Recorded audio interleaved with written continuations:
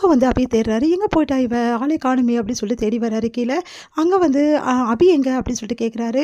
உடனே அவங்க அக்கா வந்து அபி வந்து அவங்க அம்மா வீட்டுக்கு போயிருக்காடா அப்படின்னு சொல்லிட்டு சொல்கிறாங்க.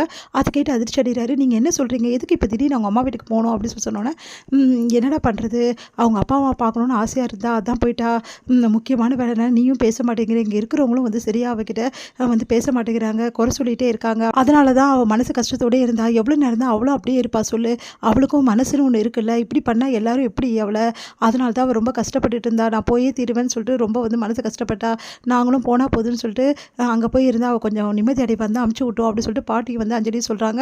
அதை கேட்டு வந்து டென்ஷன் ஆகிறாரு.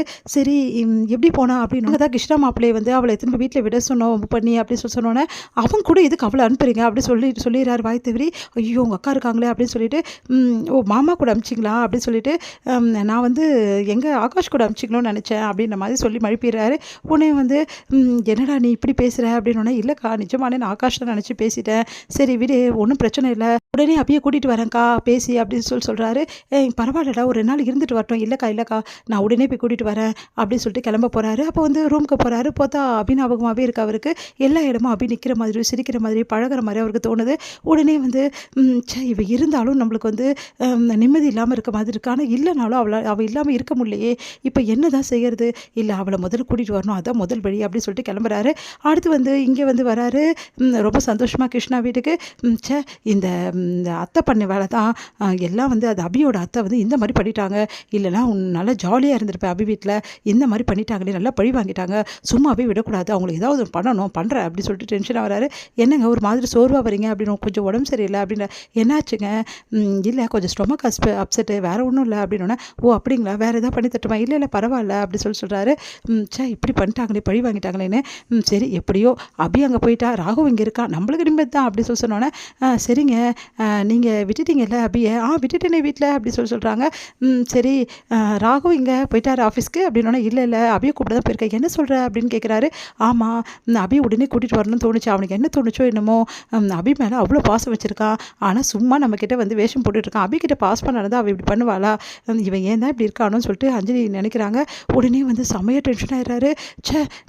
கொஞ்சம் நேரம் வந்து அபிச்செல்லம் தனியாக இருக்கும், இவன் தனியாக இருப்பான்னு நினச்சா உடனே கூட்டின்னு வர போயிட்டானே, இவனை என்ன தான் பண்ணுறது அப்படி சொல்லிட்டு செம்மையாக டென்ஷன் ஆகிறாரு.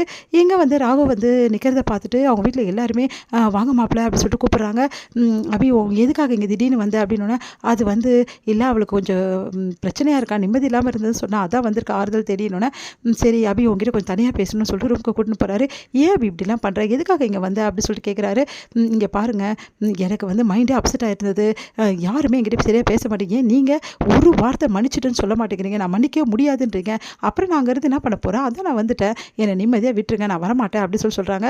இங்கே பாரு அபி முதல்ல கிளம்பு, நான் அதான் வரமாட்டேன் சொல்லிட்டேன்ல, சும்மா எதுக்கு கூப்பிட்றீங்கன்னா, நீங்கள் பார்த்தீங்களா இப்போவும் எனக்கு டென்ஷனாக வந்து கோவமாக தான் கூப்பிட்றீங்க அப்படின்னு சொல்கிறாங்க. சரி இப்போ என்ன உனக்கு, நான் சந்தோஷமாக கூப்பிடணும் அவ்வளோதானே, ப்ளீஸ் அபி நீ இல்லாமல் அங்கே இருக்க முடியல, உன் பேச்சு கேட்காம, நீ வந்து திட்டுறதை வந்து கேட்காம, உங்ககிட்ட சண்டை போடாமல் என்னால் இருக்கவே முடியல அபி, ப்ளீஸ் அபி வந்துரு அபி அப்படி சொல்லி கூப்பிட்றாரு. நிஜமா நீங்கள் சொல்கிறதெல்லாம் நிஜமா, ஆமாம் நிஜம்தான், இதுக்கப்புறம் என்கிட்ட இது மேலே கோவமாக பேச மாட்டீங்களே, என்கிட்ட பாசமாக இருப்பீங்களா, சரி இருப்பேன் அபி, அப்போ சத்தியம் பண்ணி கொடுங்க அப்படின்னு சொல்லிட்டு சத்தியம் கேட்குறாங்க. உடனே வந்து ராகவ் அப்படியே யோசிக்கிறாரு. என்ன நீங்கள் சொன்னதெல்லாம் நிஜம் தானே, அப்போ சத்தியம் பண்ணுங்க அப்படின்னு சொல்கிறாங்க. இதுக்கப்புறம் சத்தியம் பண்ணிவிட்டு என்கிட்ட கோவமாகவே நடந்துக்கக்கூடாது அப்படின்னு சத்தியம் கேட்குறேன். சத்தியம்லாம் பண்ண முடியாது, நான் தான் சொல்லிட்டேன்ல அப்படின்னா, அதெல்லாம் தெரியாது ராக்கி பாய், உங்களால் நம்ப முடியாது, இப்போ ஒன்று பேசுவீங்க அப்புறமா ஒன்று பேசுவீங்க, இப்போ நல்லா பேசுவீங்க, வீட்டுக்கு போனோன்னே என்னை திட்டுவீங்க, அதெல்லாம் தெரியாது, நீங்கள் சத்தியம் பண்ணால் நான் வரேன், இல்லைனா வரமாட்டேன் அப்படின்றாங்க. என்ன நினச்சிட்டு இருக்கா இவ சத்தியம்லாம் கேட்குறா அப்படின்னு சொல்லிட்டு யோசிச்சு பார்க்குறாரு. சரி சத்தியம் பண்ணிடலாம் சொல்லிட்டு சத்தியம் பண்ண போகிறாரு. உடனே வந்து அவருக்கு பழைய நினைப்புகள் எல்லாமே வருது. முரளியை இவங்க கட்டி பிடிச்சது எல்லாமே ஞாபகம் வருது. அபி வந்து முரளியை கட்டி பிடிச்சதெல்லாம் ஞாபகம் வந்துட்டு செம்மையாக டென்ஷனாக அப்படியே கை எடுத்துடுறாரு. என்ன ராக்கிப்பா சத்தியம் பண்ண மாட்டீங்களான்னா, சத்தியம்லாம் பண்ண முடியாது அபி, நீ வந்து தான் தீரணும், ஈவினிங்குள்ளே நான் வந்து வீட்டுக்கு வந்து சேரு, நான் கிளம்புறேன் அப்படி சொல்லிட்டு கிளம்புறாரு.